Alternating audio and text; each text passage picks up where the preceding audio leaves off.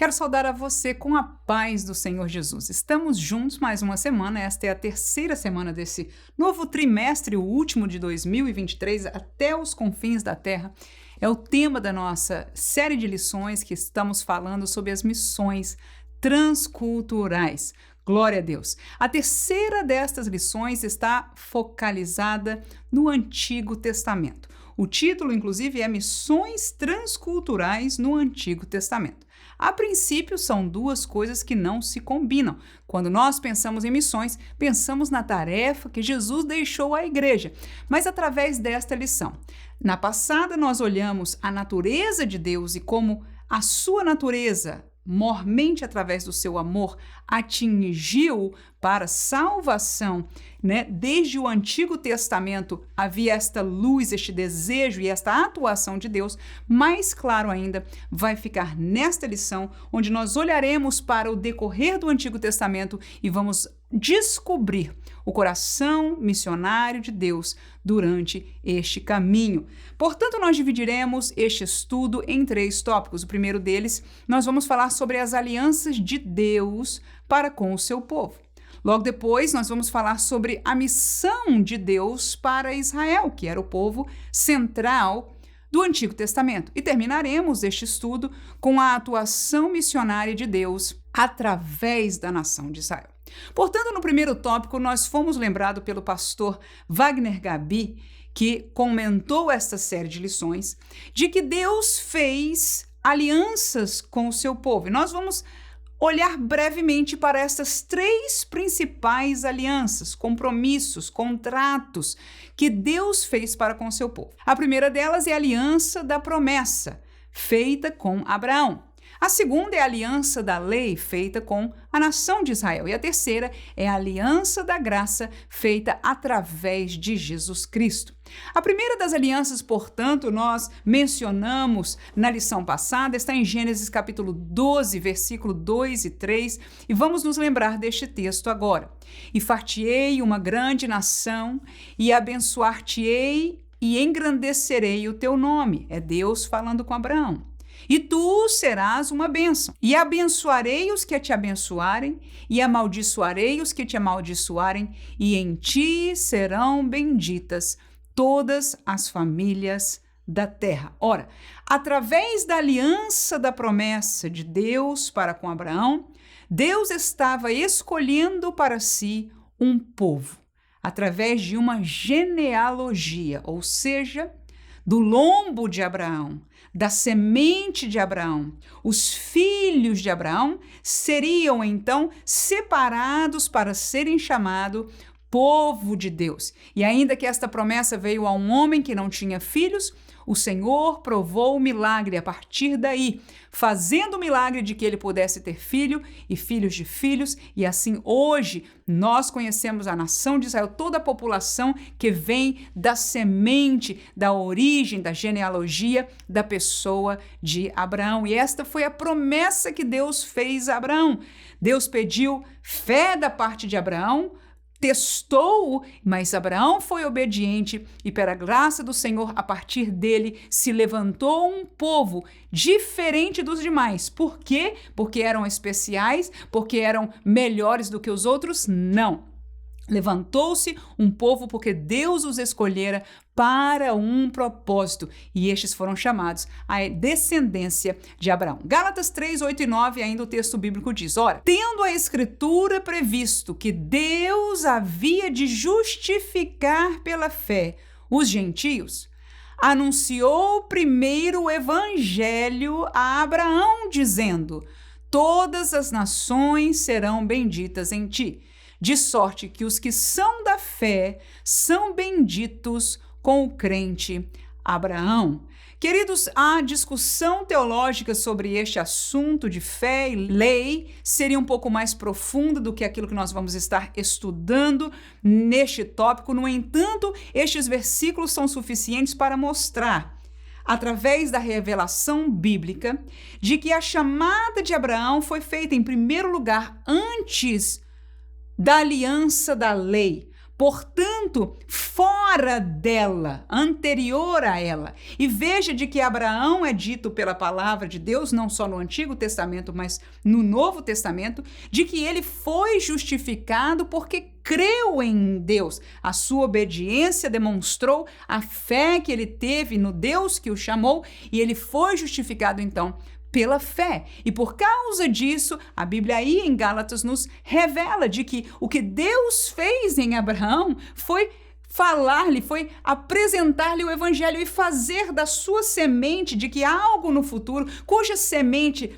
o autor no Novo Testamento vai dizer que está falando da pessoa de Cristo, né? Este evangelho abençoaria todas as famílias da terra. Então, nós já percebemos o coração de Deus em alcançar as culturas, não somente a nação de Israel. Ou seja, se Deus estava ali separando, selecionando um povo, é para um propósito, porque o coração dele já estava visualizando de que todas as nações da terra, todas as demais culturas seriam alcançadas com a mensagem de salvação. E aí este texto finalmente diz que os que são da fé, que somos nós, somos benditos com o crente Abraão. E essa foi a primeira das alianças, das 3 grandes alianças que a Bíblia nos revela. A segunda delas é a aliança da lei que foi dada a Israel. Vamos a Êxodo capítulo 19, o capítulo anterior aos 10 mandamentos. Vamos ler o versículo 3, 5 e 6, que diz o seguinte: E subiu Moisés a Deus e o Senhor o chamou do monte, dizendo: Assim falarás à casa de Jacó e anunciarás aos filhos de Israel. Agora, pois, se diligentemente ouvirdes a minha voz e guardardes o meu concerto, então sereis a minha propriedade peculiar dentre todos os povos, porque toda a terra é minha. E vós me sereis reino sacerdotal e povo santo.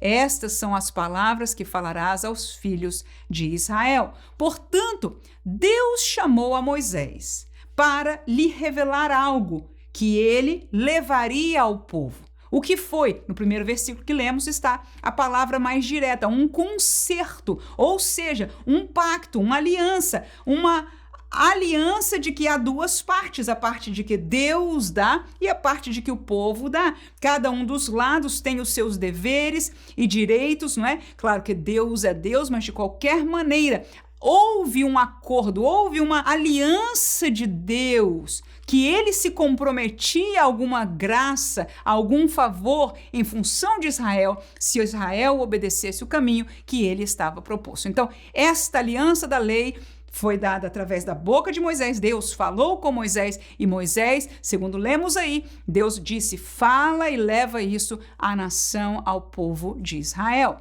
Levítico 7:1, o texto diz: E esta é a lei da expiação da culpa, coisa santíssima é. A lei da expiação, entre outras leis, não é? Neste caso, falam de leis que tratam em relação ao pecado. Então, estas leis cerimoniais, estas leis em relação ao pecado, foram dadas como parte da aliança da lei. Salmo 78, versículo 1, também lemos o seguinte: Escutai a minha lei, povo meu, inclinai os ouvidos à palavra da minha boca. Então, Salmos aí, o rei Davi fala ao povo, ao seu povo, à nação de Israel, mais uma vez, de que são chamados por Deus a darem ouvido, a inclinar os ouvidos às palavras da lei de Deus. Portanto, esta aliança é feita com a nação de Israel. A terceira aliança é a aliança da graça, que foi trazida por Jesus Cristo. João capítulo 1, versículo 17 diz: Porque a lei foi dada por Moisés, a graça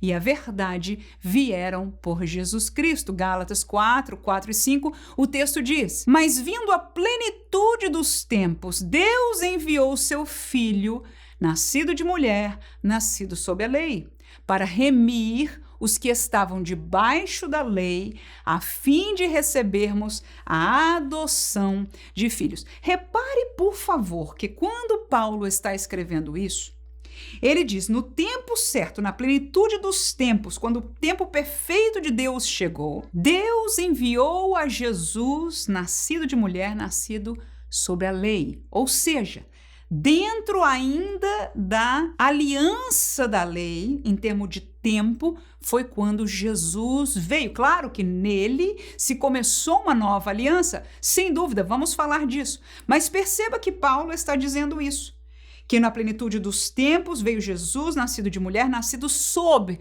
a lei, ou seja, debaixo desta aliança. Para quê? Para remir, ou seja, comprar de volta, pagar o preço, todos aqueles que estavam debaixo da lei, ou seja, toda a nação de Israel estava debaixo de uma aliança. Agora Jesus veio debaixo da mesma aliança para remir os que estavam debaixo da lei, para que recebamos, no caso Paulo fala aí, a fim de recebermos, e ele se inclui. Quem são eles?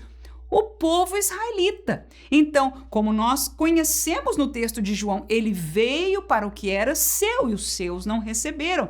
Então, há neste princípio do Novo Testamento, há de ser mais certo nos evangelhos, esta transição de alianças, mas no tempo que Jesus veio, na sua infância, no seu ministério, ainda estava a tutoria desta aliança chamada lei. Jesus nasceu debaixo dela, mas ele vinha ser o remidor a fim de que estes, para quem ele veio, no caso Paulo aí se inclui, recebemos a adoção de filhos. Claro que neste contexto do Novo Testamento foi aberta uma porta para que nós, gentios, também pudéssemos receber e entrar como esta aliança chamada a graça de Deus e em Jesus também sermos adotados como filho. E você veja que no contexto das cartas de Paulo, ele explica o que aconteceu, a barreira de separação entre estes povos, judeus e gentios, no caso gentios que vieram para Cristo, que são a igreja,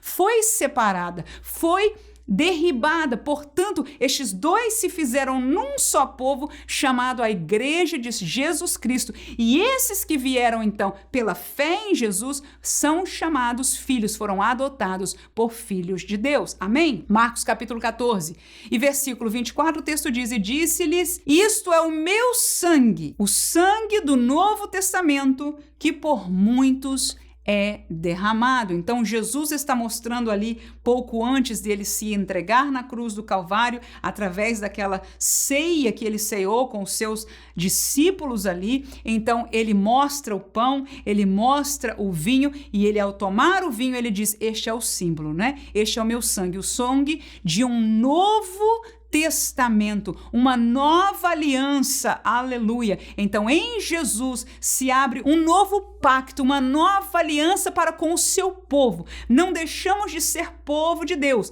mas Israel era o centro, era o povo de Deus, conhecido por povo de Deus no Antigo Testamento, e agora o povo de Deus se chama igreja, cuja igreja faz parte israelitas que aceitaram a fé em Jesus Cristo, faz parte gentios que aceitaram a fé em Jesus Cristo. Somos feitos um só povo neste Novo Testamento, nesta aliança da graça que começou em Cristo Jesus. Amém? Estas são as três alianças principais. No segundo tópico, nós vamos falar sobre a missão de Deus para esta nação chamada Israel, que foi tomada dos lombos de Abraão. Primeiro, portadores da lei, a palavra de Deus. Segundo, portadores do testemunho, as ações de Deus. E terceiro, portadores da promessa, profecias de Deus. Ou seja, a nação de Israel serviu para Deus, para um propósito grandioso, para um propósito missionário, para um propósito de amor,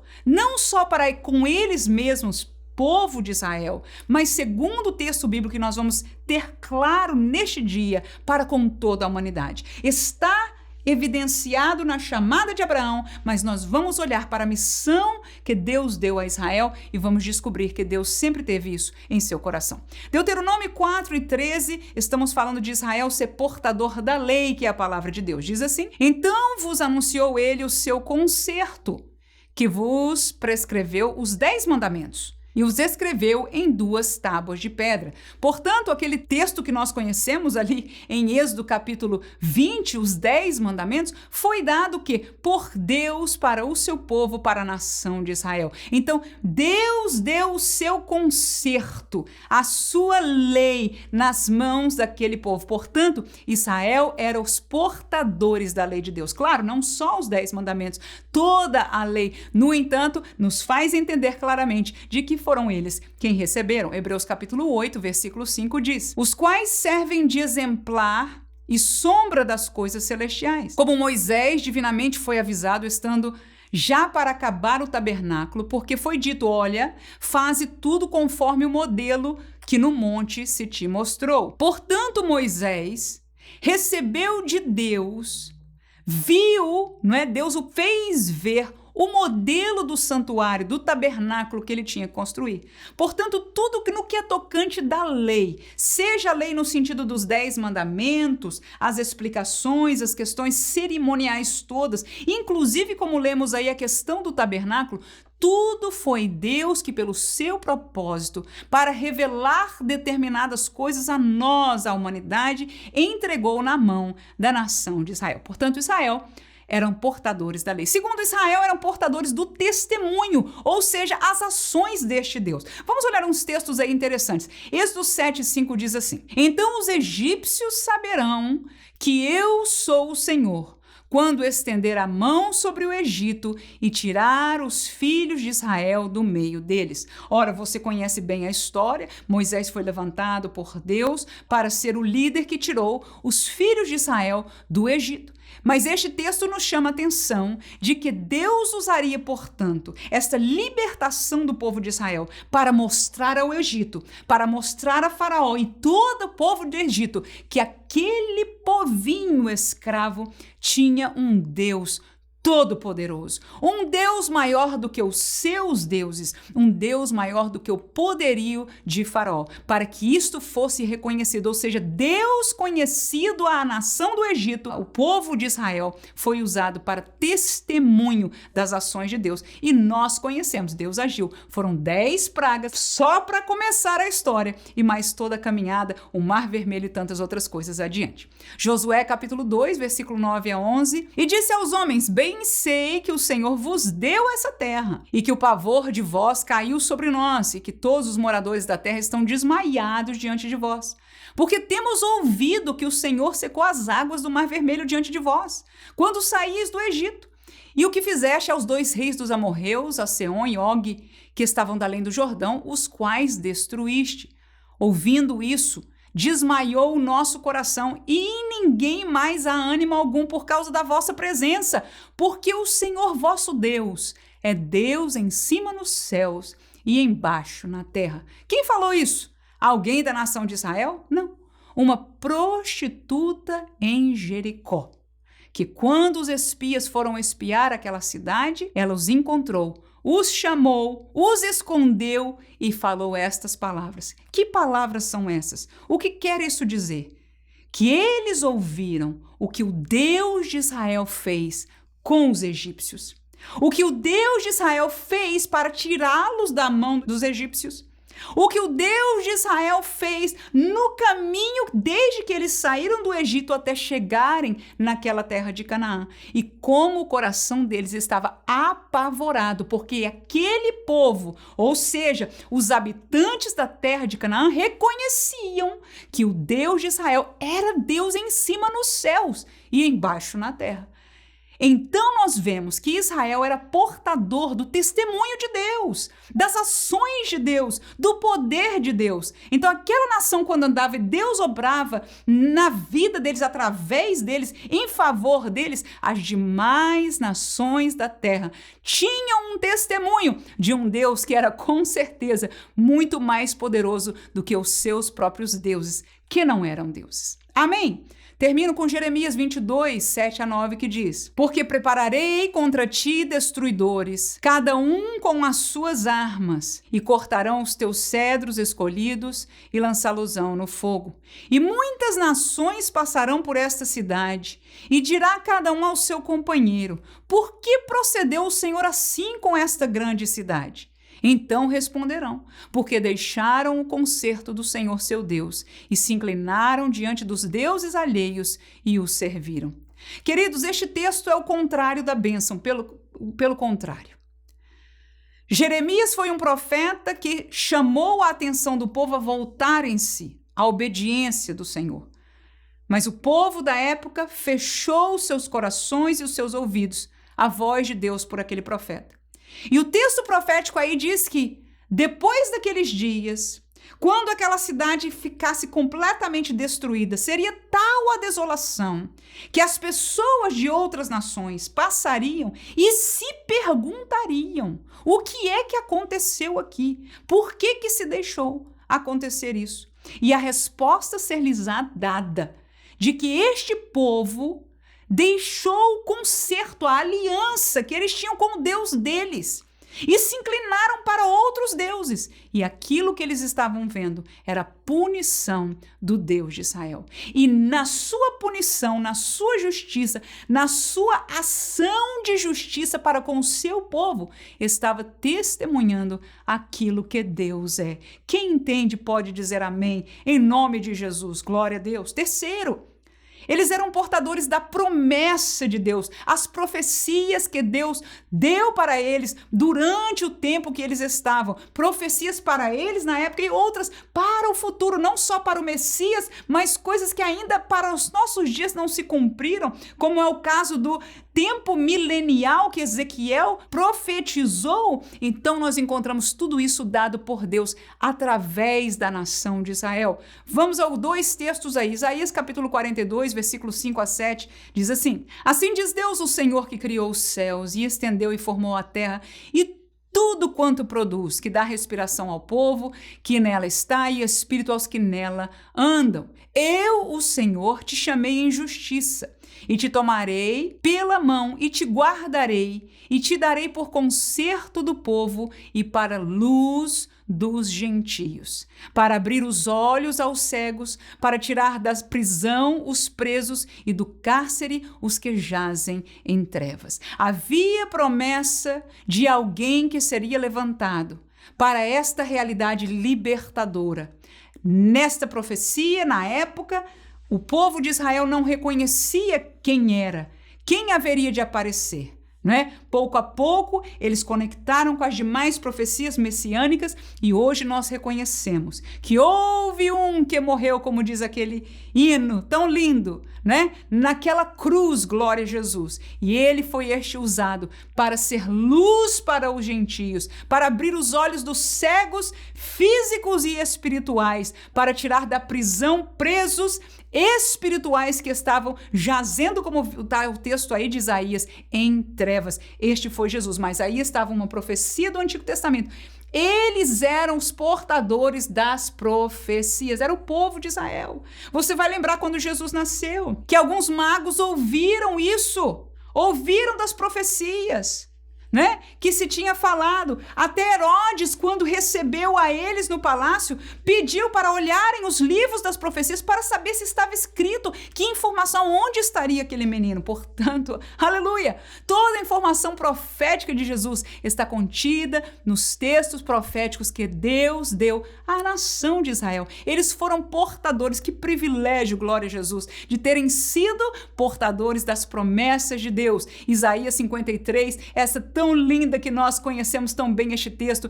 Leamos alguns versículos aí a partir do versículo 6, que diz: todos nós andamos desgarrados como ovelhas, cada um se desviava pelo seu caminho, mas o Senhor fez cair sobre ele a iniquidade de nós todos. Ele foi oprimido, mas não abriu a sua boca. Como um cordeiro foi levado ao matador e como ovelha muda perante os tosqueadores, ele não abriu a sua boca.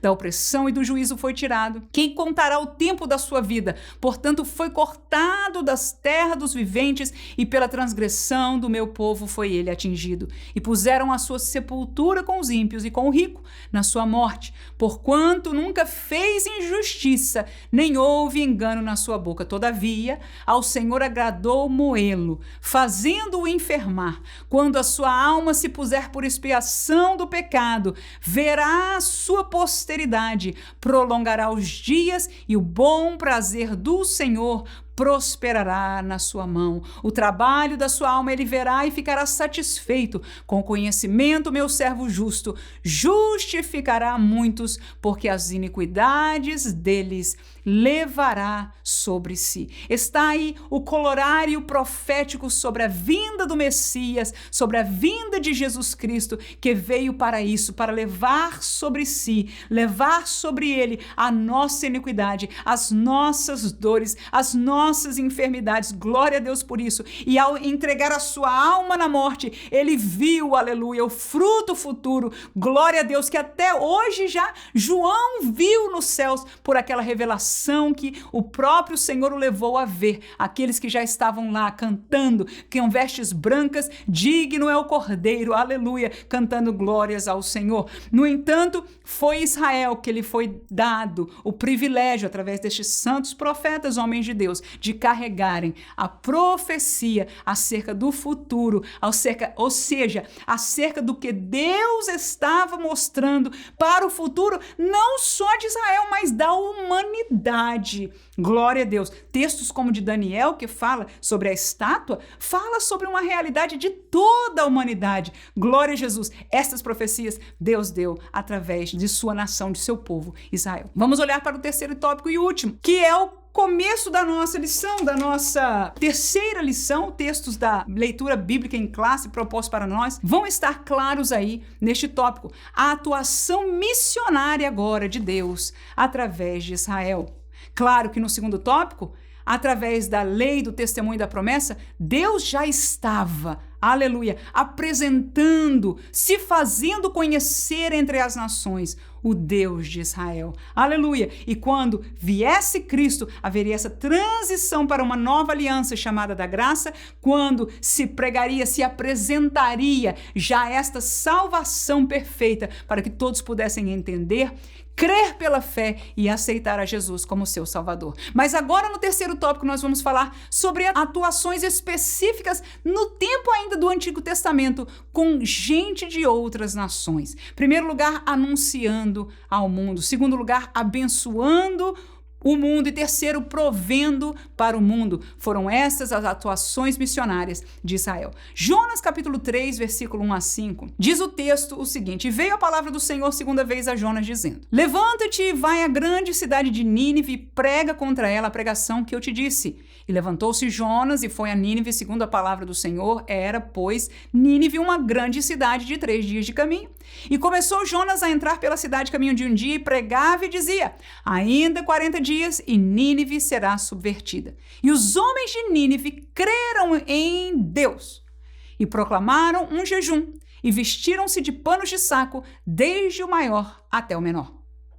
Então você veja de que Jonas foi chamado por Deus, o Deus de Israel, o Deus de Jonas. Jonas era da nação de Israel, para sair de sua nação, para sair de onde ele estava e anunciar algo para uma nação pecadora, que tal era o pecado que Deus disse: eu vou destruí-los. Mas antes de destruí-los, aleluia, eu vou enviar um profeta, alguém que vem em nome deste Deus que os ninivitas não conheciam, aleluia, mas era o Deus de Israel.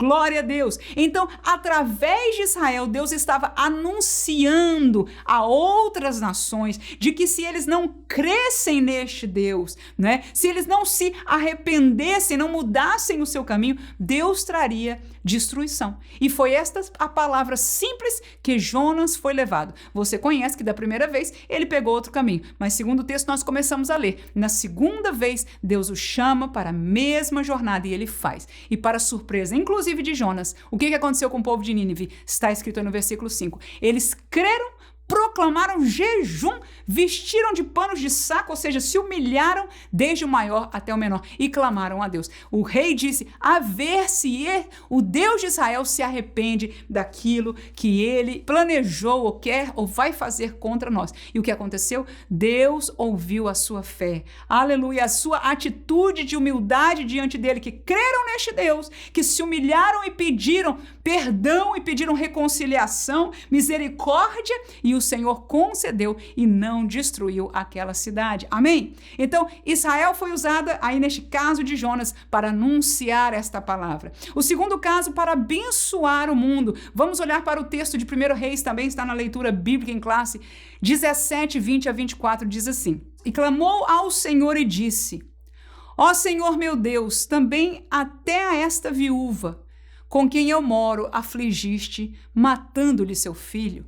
Então se mediu sobre o menino 3 vezes, e clamou ao Senhor e disse: Ó Senhor meu Deus, rogo-te que torne a alma deste menino a entrar nele.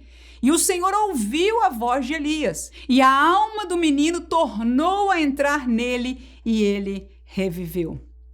E Elias tomou o menino e o trouxe do quarto à casa e deu à sua mãe e disse a Elias: Vês aí, teu filho vive. Então, escute aí, a mulher disse a Elias: Nisto conheço agora que tu és homem de Deus e que a palavra do Senhor na tua boca é verdade. Aleluia! Então veja, aquela mulher foi usada como provisão de Deus para o profeta. Glória a Deus. Mas por que razão a princípio não se entenderia? Deus permitiu o filho dela falecer. E naquele momento entra um representante de Israel, entra o profeta, o homem de Deus, aleluia, aquele que representava o Deus de Israel, e aquela mulher inclusive tinha abençoado a ele. Entra este homem na presença de Deus e diz: Senhor, nós precisamos ser bênção para esta mulher, por que tu fizeste isso? Glória a Deus. E aí Elias toma aquela causa diante de Deus, coloca aquele menino, se coloca sobre ele, clama ao Senhor, e o Senhor concede a oração de Elias, devolve aquele menino vivo nas mãos de sua mãe. E qual foi o ganho de tudo isso? Que aquela mulher reconhece com estas palavras, aleluia, o reconhecimento não foi para Elias, mas foi para o Deus de Elias, aleluia. Ela disse: você é homem de Deus, e a palavra do Senhor teu Deus na tua boca, aleluia, é verdade. Então, através da boca dos profetas, através deste obrar de Deus no Antigo Testamento, gente de outras nações chegaram a reconhecer, e você pode imaginar que esta palavra foi levada adiante. Não foi só ela, foram outras famílias que souberam do Deus de Israel. Terceiro e último lugar, Israel foi usada para prover para o mundo. João capítulo 4, versículo 22, o texto diz: Vós adorais, e já é Jesus dizendo, o que não sabeis. Nós adoramos o que sabemos, porque a salvação vem dos judeus. Esta palavra, repito, foi Jesus quem falou, porque o texto em João, no 1º capítulo, diz: ele veio para o que era seu. Jesus era o cumprimento da profecia messiânica para a nação de Israel. Havia ali em meio àquelas profecias uma palavra, algumas palavras de que este Messias seria luz para os gentios. Nós já reconhecemos estas palavras, aleluia, mas em primeiro lugar, primariamente, ele veio para o que era seu. Então ele disse, Jesus, àquela mulher samaritana: vocês adoram o que vocês não sabem, porque a salvação vem dos judeus. Nós sabemos, aleluia, o que adoramos, a quem adoramos. Então nesta palavra você veja de que os judeus foram portadores, foram provedores, num certo sentido, o Messias. Por quê? Porque o Messias veio desta raiz, aleluia, de Abraão, de Davi, aleluia, até chegar à pessoa de Jesus. Romanos capítulo 11 é o último texto que vamos falar dele, versículo 11 e 12 diz: Digo, pois, porventura tropeçaram, perguntando sobre Israel, para que caíssem? Paulo responde: de modo nenhum. Mas pela sua queda veio a salvação aos gentios, para os incitar à emulação. E se a sua queda, ou seja, a queda de Israel, é a riqueza do mundo, e a sua diminuição, a riqueza dos gentios, quanto mais a sua plenitude. Duas grandes lições neste texto. Primeiro é o reconhecimento de que Israel caiu, de que Israel negou, não recebeu como nação o seu Messias. Alguns israelitas, alguns vários, creram e tornaram-se igreja, tornaram-se discípulos de Jesus, receberam ao Messias. Mas como nação, Israel caiu. Mas nós vemos aí que a queda de Israel serviu para que o mundo, demais nações, o povo gentílico, pudesse receber a graça de Deus. Então, o texto termina dizendo: se a queda deles, a diminuição deles foi de bênção, foi de provisão para os gentios, aí vem a última palavra, muito interessante e de aprendizado para nós neste texto. Quanto mais a sua plenitude. Significa que a plenitude da obra de Deus para com a nação de Israel ainda não se revelou, ainda não foi mostrada.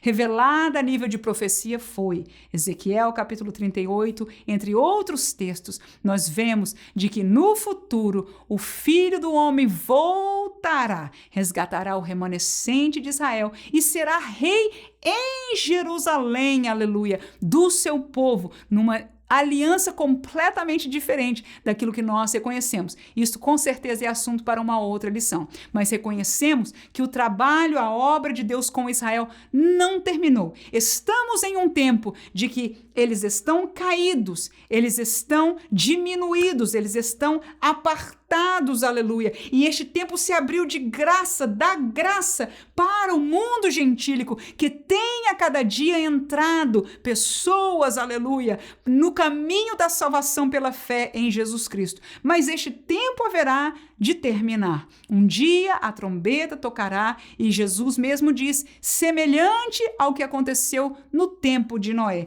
que as pessoas casavam e se davam em casamento até o dia que veio o dilúvio e ninguém se apercebeu. Ele diz, da mesma maneira será na vinda do Filho do Homem. E quando nós fomos arrebatados para estar com Jesus, então Deus vai tratar com este mundo, com esta humanidade, no sentido do juízo da grande tribulação. E por fim, chegará o tempo que o servo do Senhor, apóstolo Paulo, está falando. Quão mais glorioso será o tempo da plenitude de que Deus vai voltar a lidar com a sua amada Israel. Que Deus abençoe a você neste dia. Sejamos igreja, porque este é o tempo, aleluia, de que Deus nos faz seu povo neste mundo. Somos agora seus representantes. Jesus a cabeça, nós o corpo. E na lição que vem falaremos sobre isso, o trabalhar de Deus as missões no Novo Testamento. Amém.